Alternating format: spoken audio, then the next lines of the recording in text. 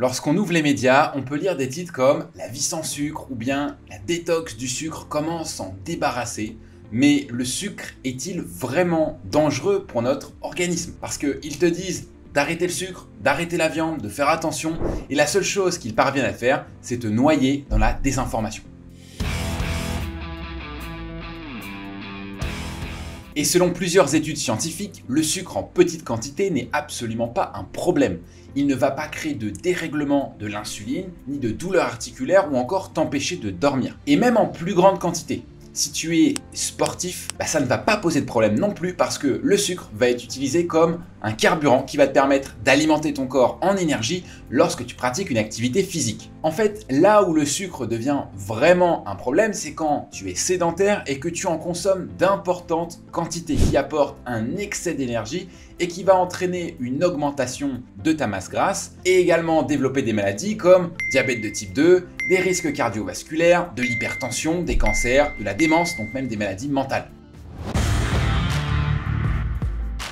Et le problème avec ces campagnes de désinformation avec le zéro sucre, la chasse au sucre, c'est que derrière, ils te proposent des produits light, des produits zéro calories ou des produits zéro sucre qui sont en fait constitués d'un substitut gustatif pour avoir le goût sucré mais sans le sucre. Et le problème de ces édulcorants, c'est qu'ils sont les grands copains de tout le milieu des conseillers en nutrition qui prônent la règle du déficit calorique à tout prix. Le raccourci, c'est si c'est zéro sucre, c'est zéro cal, et si c'est zéro cal, c'est bon pour ta santé. Et ça, c'est dangereux parce que à l'heure actuelle, la science, elle a ses limites vis-à-vis des édulcorants. Notamment parce que d'un côté, elle est incapable de prouver qu'ils sont dangereux sur le long terme. Mais de l'autre côté, elle est également incapable de prouver qu'ils sont sains pour le corps sur le long terme. Et certains de nos Papa in Shape qu'on a pu voir sur le terrain, lorsqu'ils ont arrêté la consommation d'aspartame ou de sucralose, d'un coup, leur problème d'intestin irritable, de porosité, ça a disparu. Et leur système digestif s'en est porté beaucoup mieux. Alors comment trouver ton équilibre vis-à-vis du sucre?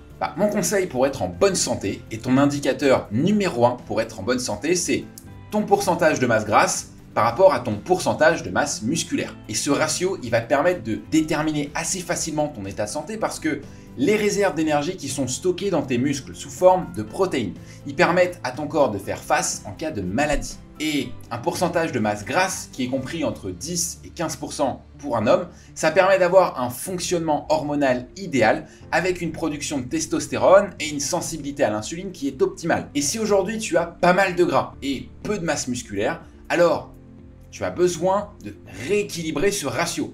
Donc tu as besoin pour ça de pratiquer des exercices pour développer ta force, développer ta masse musculaire et de manger suffisamment de protéines pour pouvoir favoriser cet anabolisme, donc cette construction de masse musculaire. Et en appliquant ces deux principes, ton corps va subir ce qu'on appelle une recomposition corporelle, c'est-à-dire que sa masse musculaire va augmenter et sa masse grasse va diminuer. Et dans ces cas-là, tu vas donc tendre à être en meilleure santé. Et si tu veux commencer à réduire ta consommation de sucre, il y a des choix faciles à faire. Les premiers et les plus évidents qui nous viennent à l'esprit, ce serait le soda, ce serait les chips, les plats préparés, les sauces, les gâteaux. Mais il y en a des plus vicieux que ça. Il y en a qui sont marketés comme bons pour la santé et qui sont en fait un apport en sucre qui est colossal. Je pense notamment au jus de fruits. Il y a quasiment autant de sucre dans un jus de fruits que dans un soda. Je pense aux muesli qui sont vendus presque comme des aliments santé, voire même des alliés de la perte de poids, alors qu'en réalité, moi quand je mange du muesli, c'est pour prendre de la masse musculaire. Et enfin, les fruits secs. On les a vus beaucoup sur des événements sportifs. Et évidemment, ils sont adaptés sur un événement sportif parce qu'on a besoin de cet apport en sucre avant ou après en fonction de l'intensité d'effort. Mais au quotidien, c'est des boules de sucre parce qu'on les a complètement déshydratés et ce qu'on a gardé du fruit, ce n'est que le sucre. Donc ils sont vraiment à éviter pour commencer à diminuer ton apport en sucre sur ta journée, sur ta semaine. Et par quoi remplacer ces choses-là si tu as envie de sucrer? La première chose, c'est des fruits entiers. Le fruit entier, il a une concentration en sucre qui est bien inférieure à un jus de fruits ou un fruit sec parce que il y a l'eau dedans, il y a le sucre évidemment, mais il y a aussi les fibres. Et du coup, il y a un effet rassasiant qui est bien supérieur. Et puis, si tu as vraiment envie de sucre dans ton café, en fait, ça change pas grand-chose. À moins que tu en boives 8 ou 10 et à chaque fois que tu mettes 2 morceaux de sucre, Si tu en bois un ou deux dans la journée et que tu as envie de mettre ton morceau de sucre dedans, ça ne changera pas grand-chose. Ce n'est pas un combat sur lequel tu as besoin de chercher à gagner, à générer de la frustration autour de ce combat parce que ça ne va même pas avoir un impact important sur l'ensemble de ta journée. Il y a des combats beaucoup plus judicieux à sélectionner et à réaliser et à gagner qui vont t'apporter bien plus de résultats plutôt que chercher à enlever le sucre dans ton café. Et enfin, le deuxième retour d'expérience que j'aurai par rapport à ça, l'appétence au sucre, au goût sucré, elle va à tendance à s'amenuiser avec le temps parce que moins on mange sucré et moins notre corps a envie de sucre.